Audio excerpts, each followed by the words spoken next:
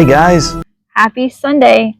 So after a 2.5-month break, we are finally back.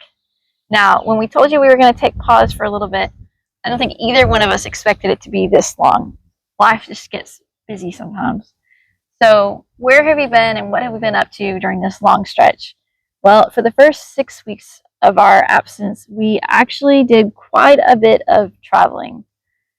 So our youngest daughter was graduating college, and we knew we wanted to be there for her graduation.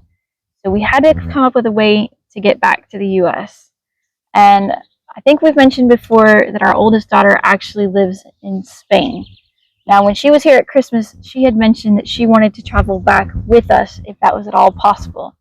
So that was a bit of a puzzle, how we were going to meet up and all travel back to the US together. So what we ended up coming up with was something we had never done before.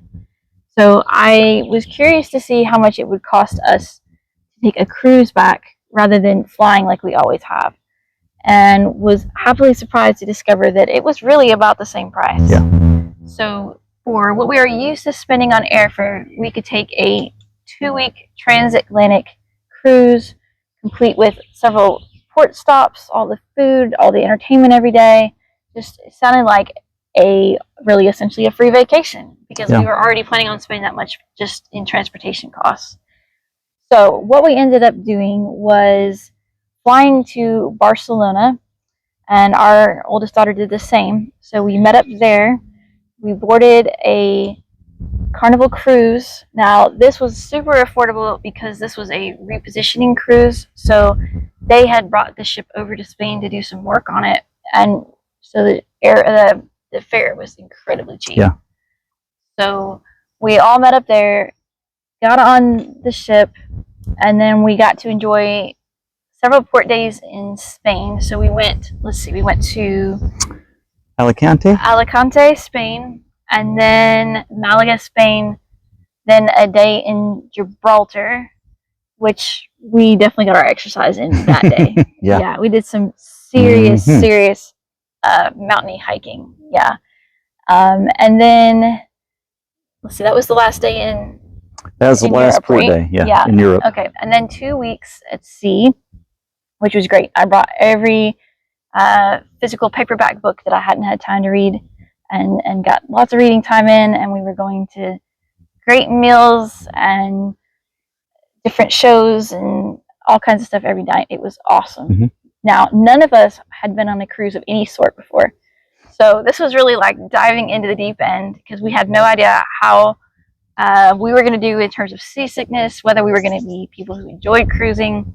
So, I mean, a full-on 2-week transatlantic cruise right off the bat is quite a commitment, but no regrets. We all had a great time. Yeah, I would do it again. Yeah, and when we got closer to the U.S., we had a day in the Bahamas, and then finally they let us off in Port Canaveral, Florida, which was perfect for us because I have family in Florida and family in South Carolina.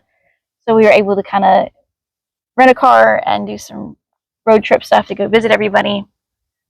And then ultimately we headed to Tennessee for graduation and to fill wholesale orders for our customers. So if you followed us for a while, will know that we, before we moved, were very big crafters. We did a lot of products for the home and bath and beauty stuff, and we did 30 or so craft shows a year, plus stocked several wholesale customers, their stores every year.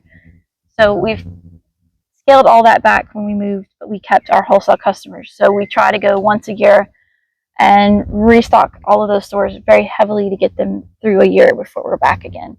So that was all a part of this trip, and just having time to visit friends and family and all of that stuff. Yeah. So I thought what we would do to kind of get back into things is start this week by showing you some of that trip, some of the video and photos and things that we took on our trip. And then next week we will show you what we brought back from the US. So I feel like every year we cram as much in our suitcases as we can. 49.9 pounds. Always right on the pounds. Yeah. So we brought back more luggage than ever this year. And so ingredients that we like to stock up on when we're back in the US, and some of our own belongings that we're still slowly bringing over here, all kinds of stuff. And then, so we'll do that next week, and then we'll get back into showing you what we've been up to since we've been back. So we have been back now for about a month. And it's interesting, in the past, we've frequently taken 3 and 4 week trips throughout the years.